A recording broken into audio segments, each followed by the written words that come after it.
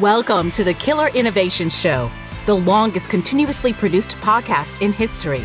Each week, Phil McKinney brings you the insights and strategies to amplify your creativity and innovation skills. Here's your host, Phil McKinney. Welcome to a new episode of the Killer Innovations Podcast, where we explore groundbreaking ideas and the strategies that bring them to life. Today, we're delving into the fascinating world of marginal gains, a philosophy that emphasizes the power of small, incremental improvements in achieving big results. It's a strategy used by elite athletes, forward-thinking businesses, and even successful marketers across the globe. But does it really work? And how can you apply this to your innovation efforts?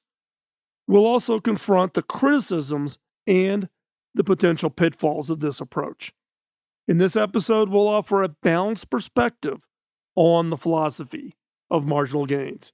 So whether you're an entrepreneur, an innovator, or someone simply curious about the strategies for success, stay tuned. And join us in this riveting exploration of the delicate interplay between incremental progress and grand sweeping innovation. But before we jump into this week's episode, I have that favor to ask: follow, like, and share. Follow us on social media, like this episode, and share it with others. Help us spread the word. If you are not receiving the free newsletter, visit my blog at philmckinney.com and click on membership. That is how you can show your support while also getting access to unique content. The newsletter includes not only the latest blog posts and the episodes of this podcast, but also the latest episodes of the other podcasts and writings from leading innovators hosted over at the Innovators Network. Check it out. But let's jump in to this week's episode.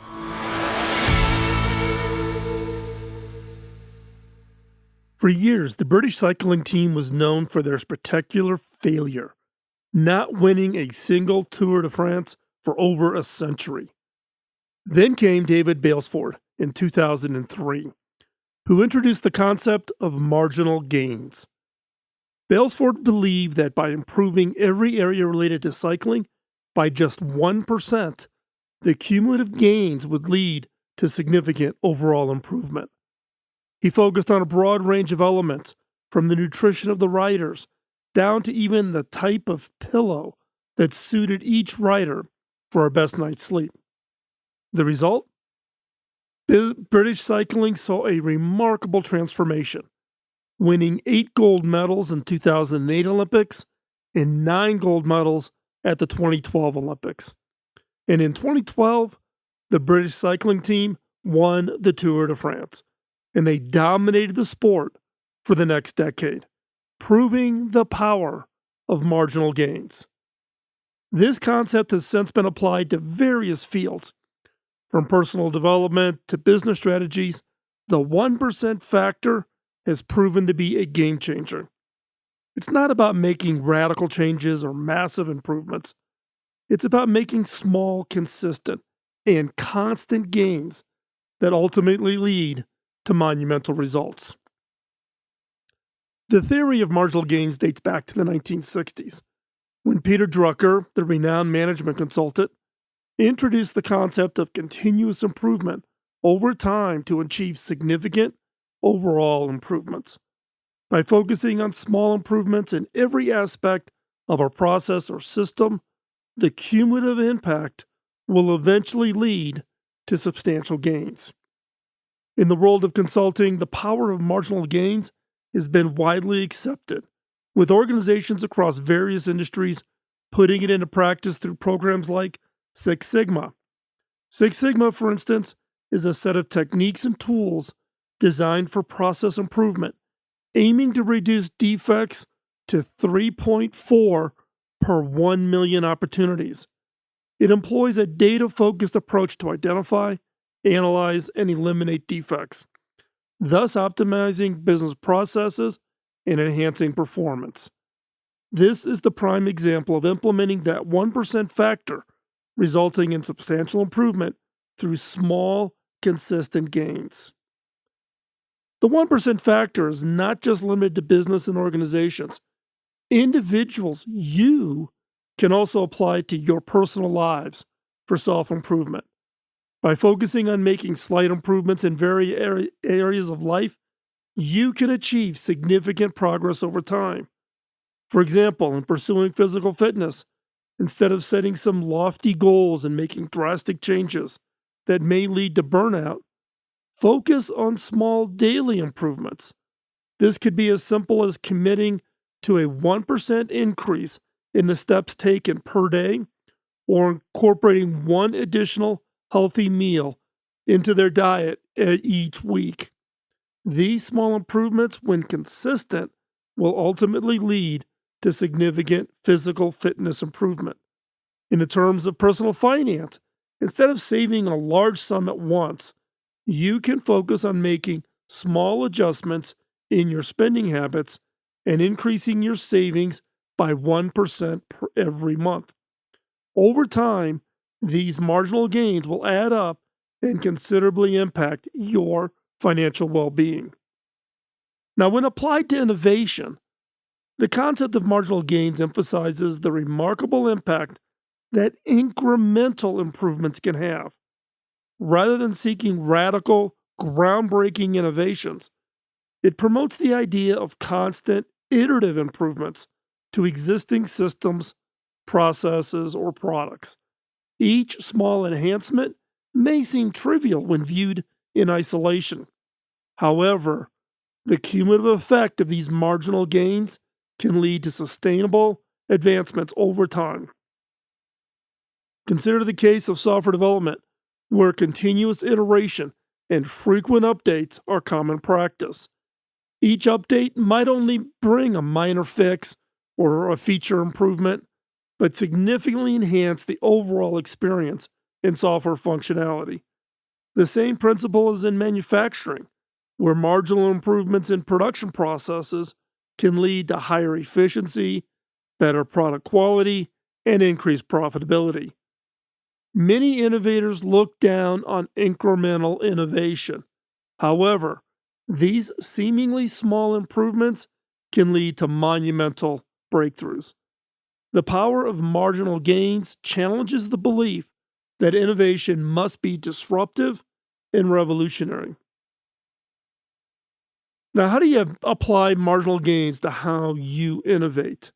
Many organizations struggle to even start or grow their ability to innovate.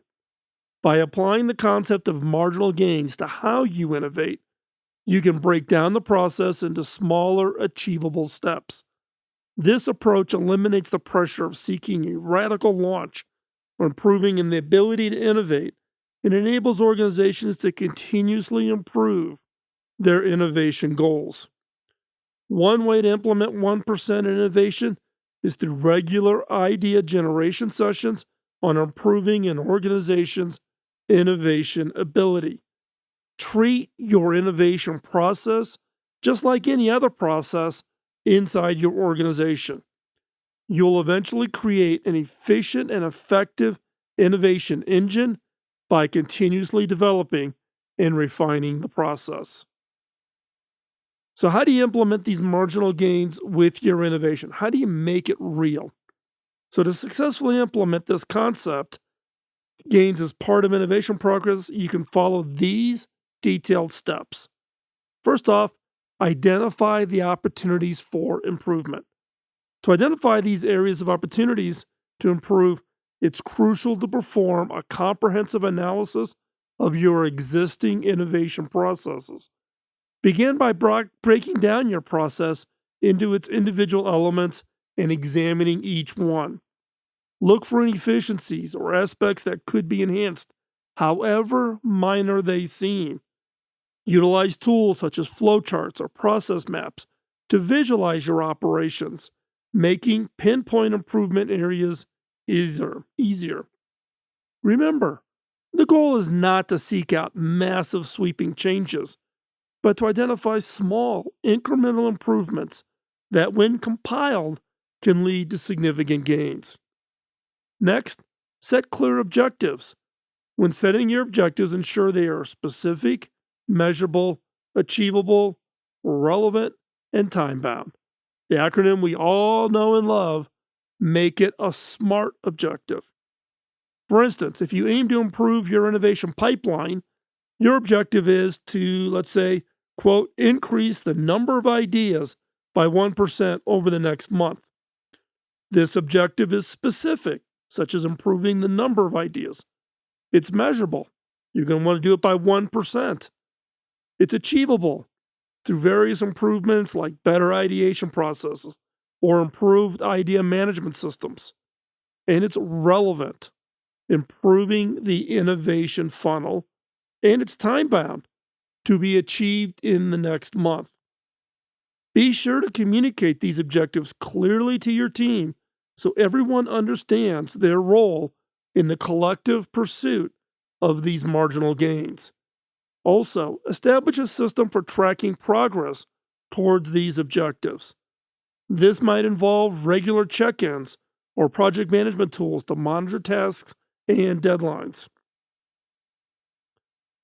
Next is develop an action plan. Once your objectives are set, creating an action plan, providing a step-by-step roadmap for achieving these goals in the time identified. This plan should clearly outline the steps needed to assign responsibilities to individuals or teams for each task. First off, you got to define the task. Break down each objective into smaller, manageable tasks. Each task should be straightforward, simple, this for enabling the team members to understand what you expect of them. 2. Assign responsibilities. Each task should have a designated person or team responsible for innovating a marginal gain. This ensures accountability and ownership of the tasks. 3. Set the deadline. Every task should have a clear time frame for completion. This will create a sense of urgency and keep the team on track. Now, be realistic. While setting these deadlines, keeping in mind the complexity and the scope of the task. 4.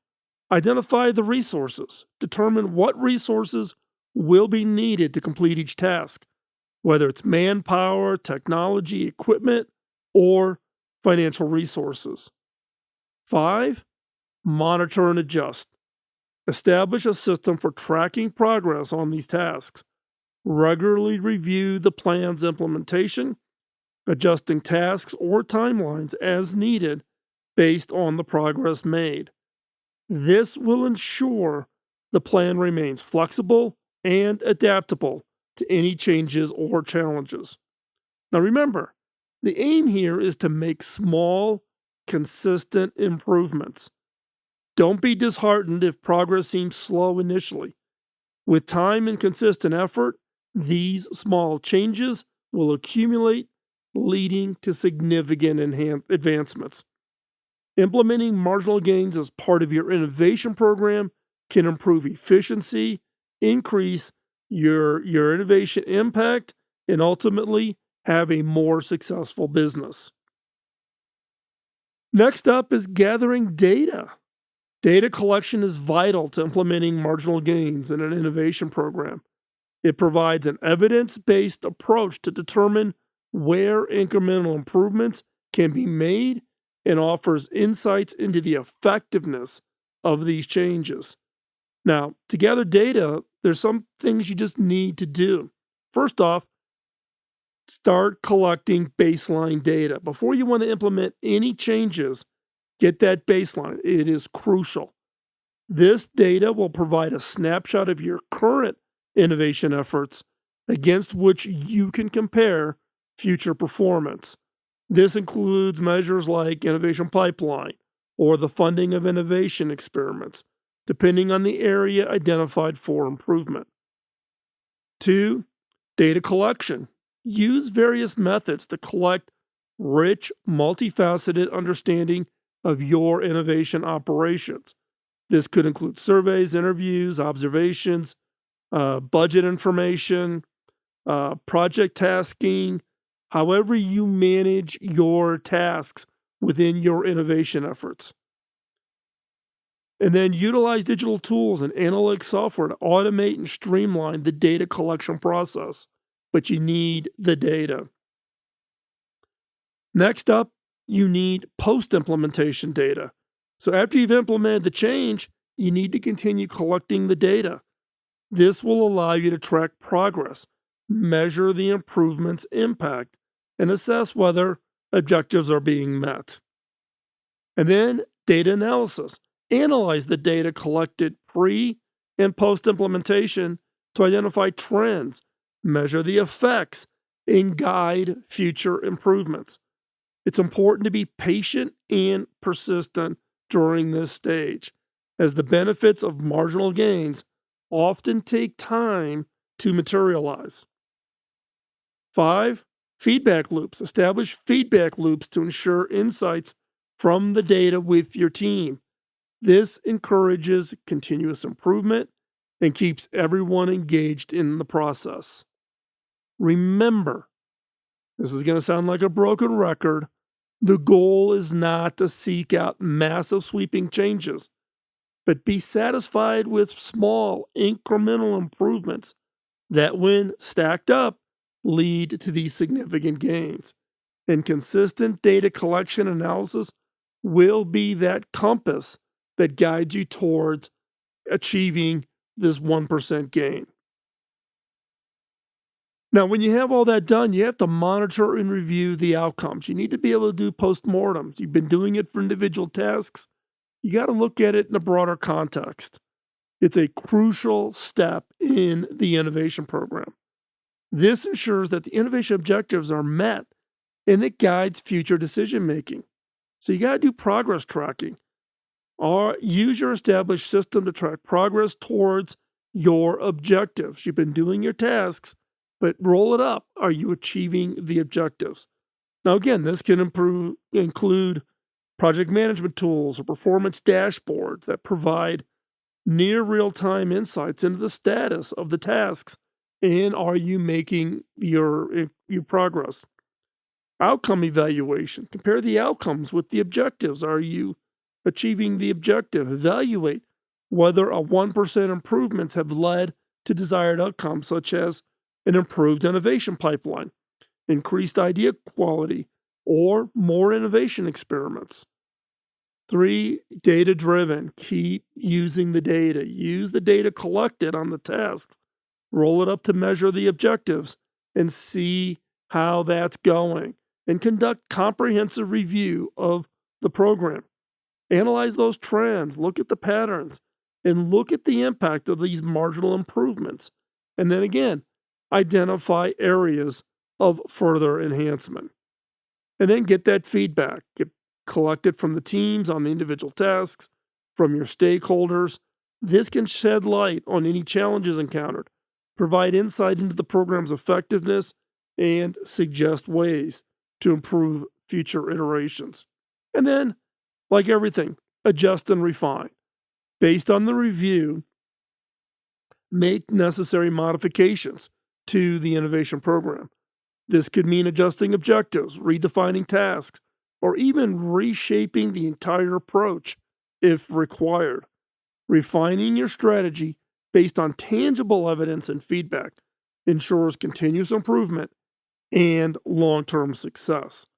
And remember, monitoring and viewing is not a one-time process, but a continuous cycle.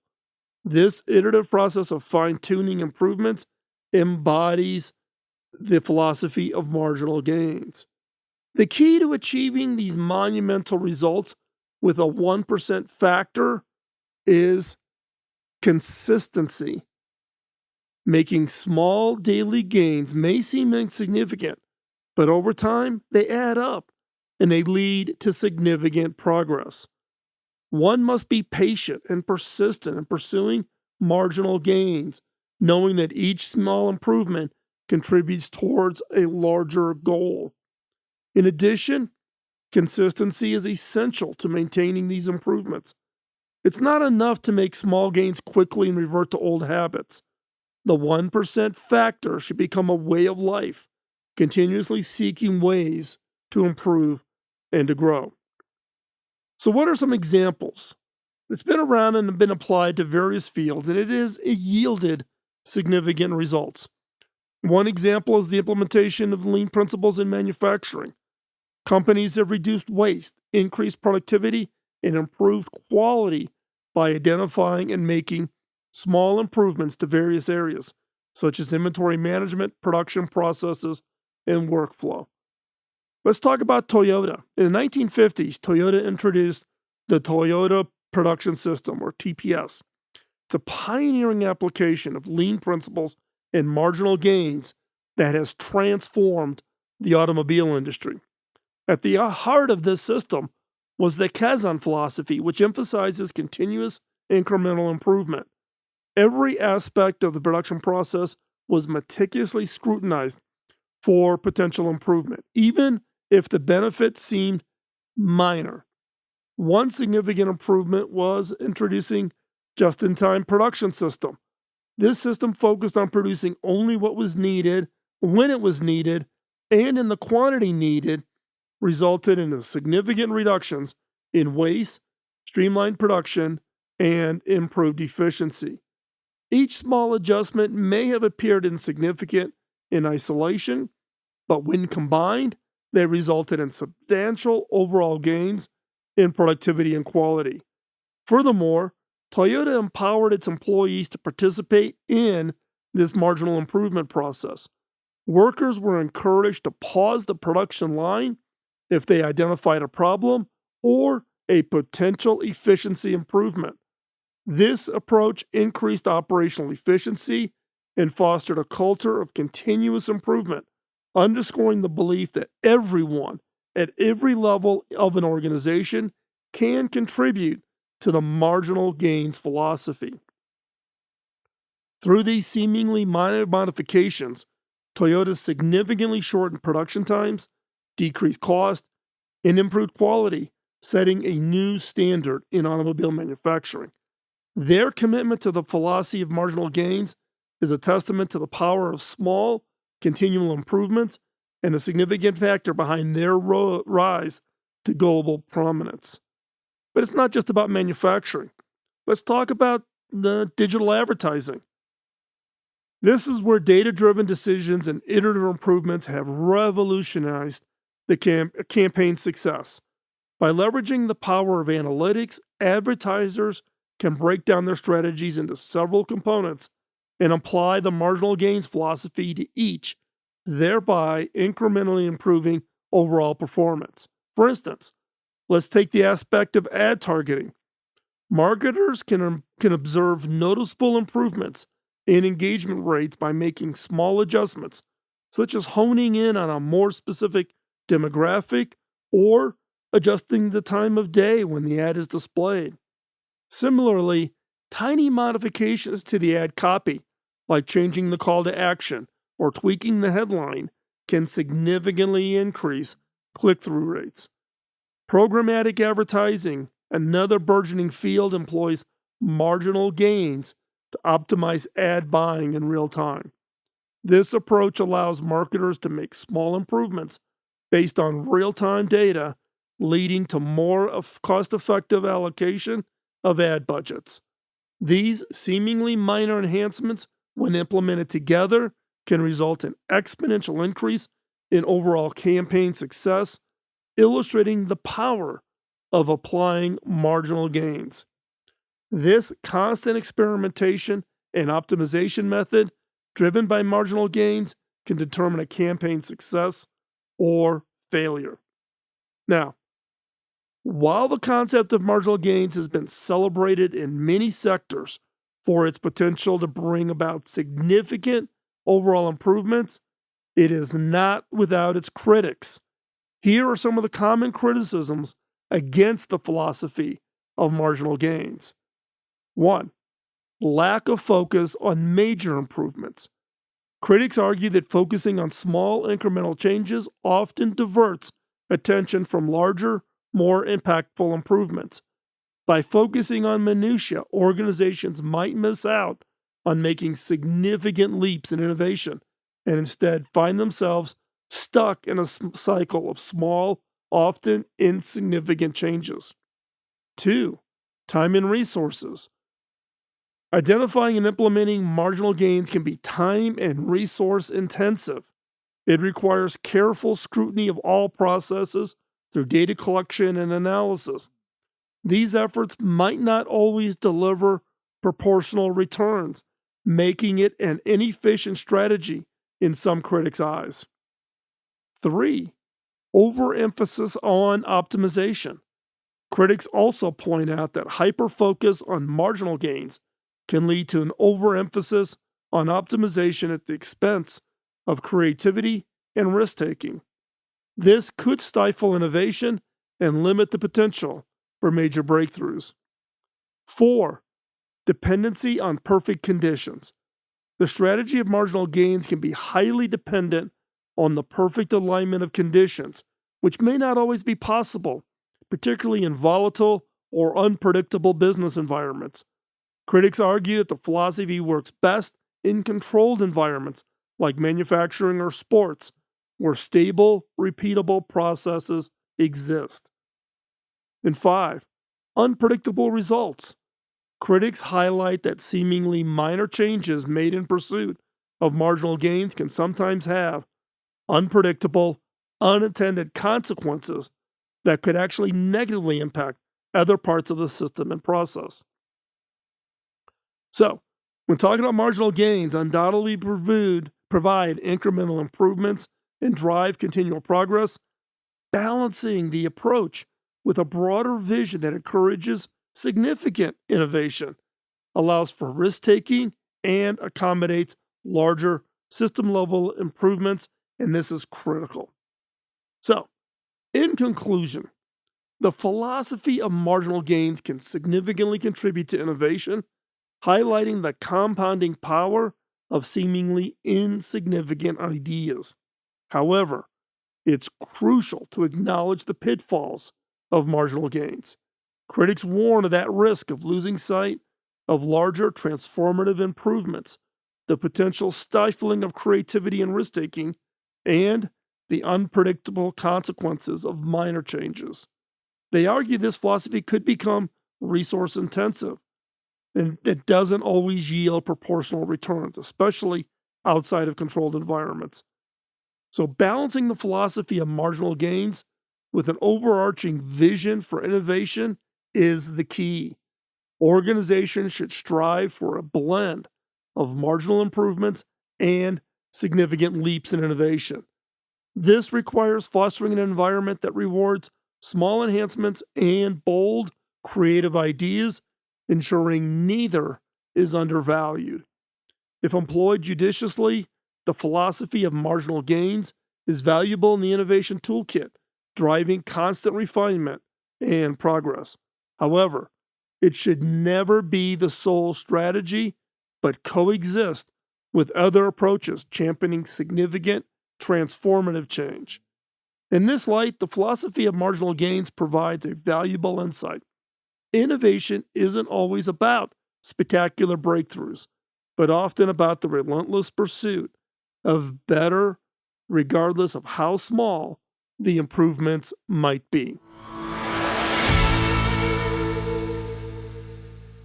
As we wind down another episode of the Killer Innovations Podcast, I wanted to extend a heartfelt thank you to each and every one of you who join us in exploring the intriguing philosophy of marginal gains and the broader topic of just innovation. Your continued support and engagement keeps this podcast alive, and we are profoundly grateful for your time and attention. We're always striving to bring you the most insightful, stimulating content, and we hope that today's discussion has shed light on the potential power of incremental improvements and the need for a balanced approach to innovation. If today's episode resonated with you or sparked new ideas, we would like your help in spreading the word about the show. Your recommendation can make a huge difference. Consider sharing this episode with your colleagues, your friends, or anyone who might appreciate this deep dive into innovation strategies. You can also help us reach more listeners by leaving us a review over at Apple Podcasts, Spotify, or wherever you listen to your podcast. Your feedback not only helps us improve, but it also helps other innovators, entrepreneurs, and curiosity seekers to discover our show. Don't forget to follow us and hit the like button if you found the content valuable. And by doing so, you won't miss out on future episodes where we'll delve deeper into tools, techniques, and philosophies to fuel your innovation journey. Lastly, if you're not receiving our free newsletter, head on over to my blog, philmckinney.com, and click on membership. Not only will you get the latest blog posts and podcast episodes, but you'll get access to exclusive content from leading innovators on the Innovators Network. And once again, thank you for being part of the Killer Innovations community.